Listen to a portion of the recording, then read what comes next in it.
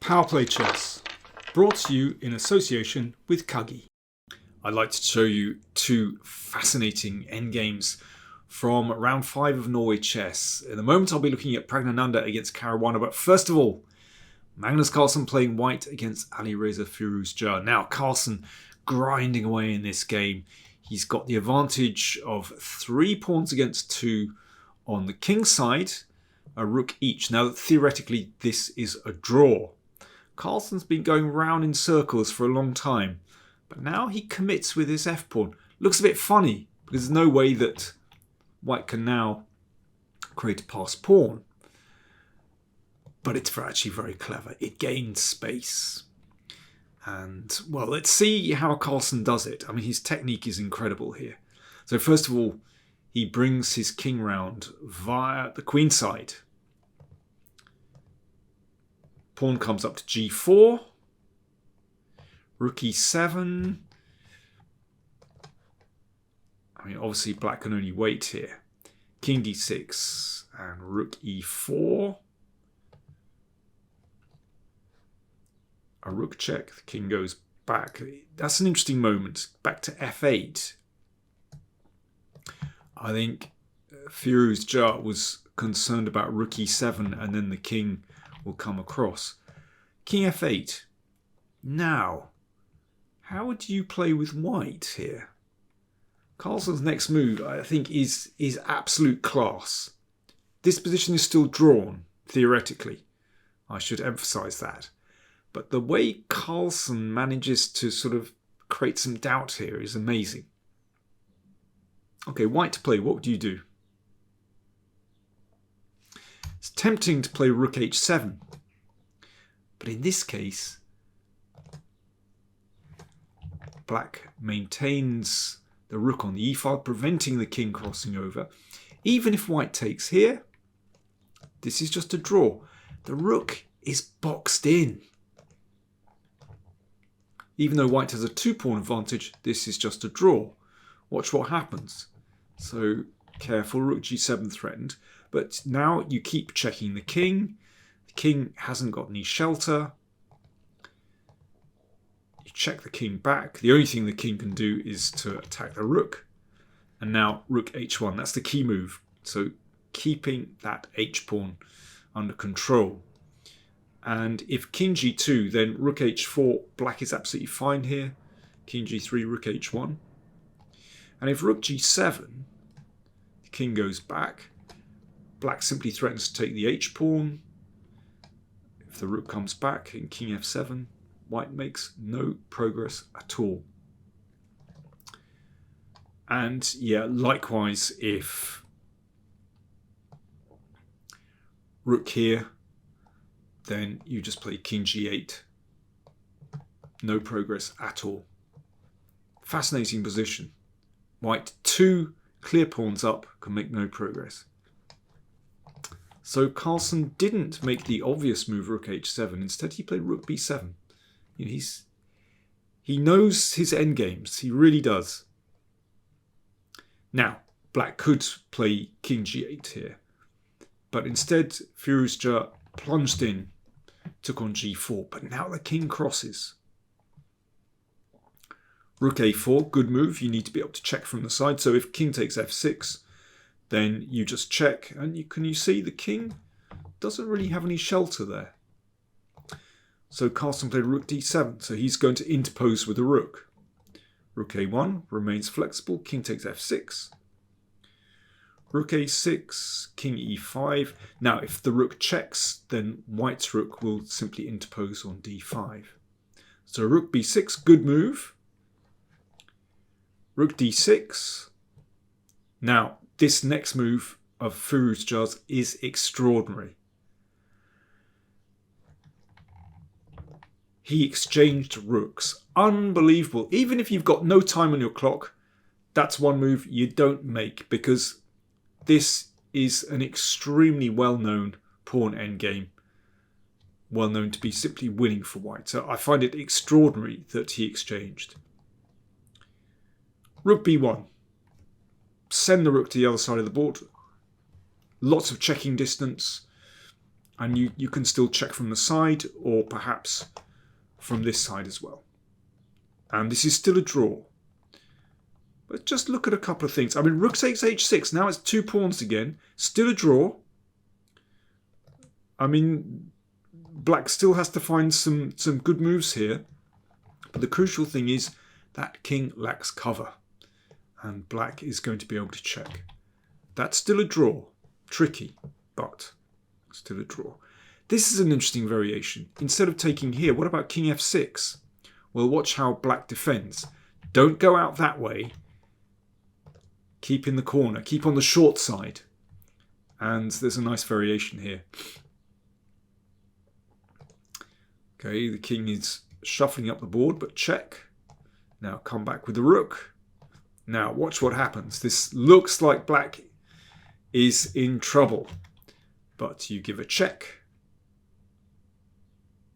King f7, and now the key move, rook e7 check. Stalemate is a defense. If that's taken, it's just stalemate. And if king f8, rook f7, draw. Very nice defense. But incredibly, Firouzja exchanged rooks, and this is a well-known win. There's a little trick here. So black doesn't play king f7, because then king f5, the king goes back in king g6.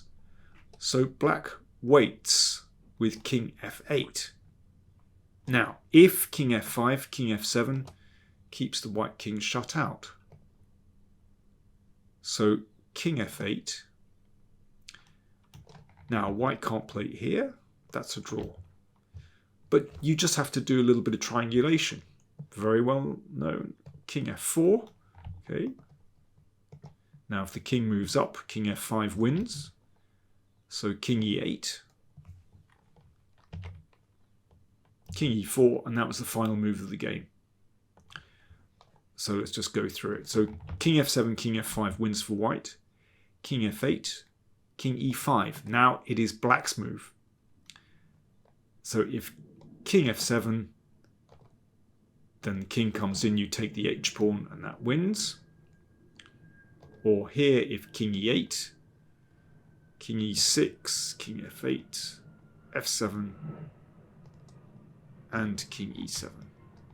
And the pawn goes through. Incredible that Firouzja exchanged rooks there. I mean, I know everything happens when you're short of time. You know, you're just completely discombobulated, but still extraordinary. Now, Praggnanandhaa against Caruana. Such an interesting endgame. So, knight and 2 against knight and 1 on the same side. Should be a draw, but this gets tricky. Knights are really tricky beasts. So let's see what happened. Okay. Now this knight goes on a little bit of a tour. Knight d4 check. Okay, I'm going to hand it over to you. The king is in check. Where should you move to and why? Not so simple when you have very little time on the clock. Where should that king move to? Cheers, folks.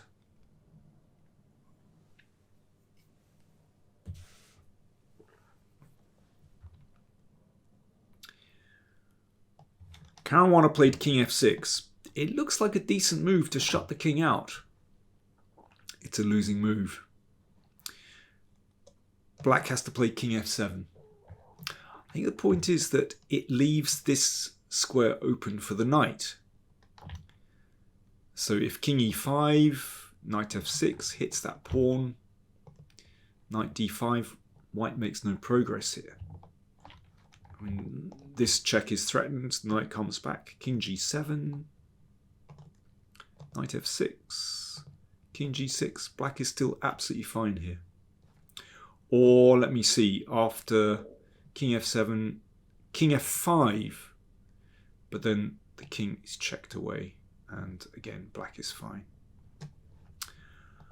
Well, what happened after king f6? This is incredible. I mean, this really surprised me. This is that after this move, knight f5, white is winning now. So let's see why. King g6, whoop, I beg your pardon. King g6, king e5. Basically, black just gets squeezed here. Watch this, king d6. You can see this knight has no moves, because if it moves, take with check. If king g6, it's possible to exchange. That's winning. If, let me see, what else we got? h5, just play g5. That's winning. Can you see the knight has no moves?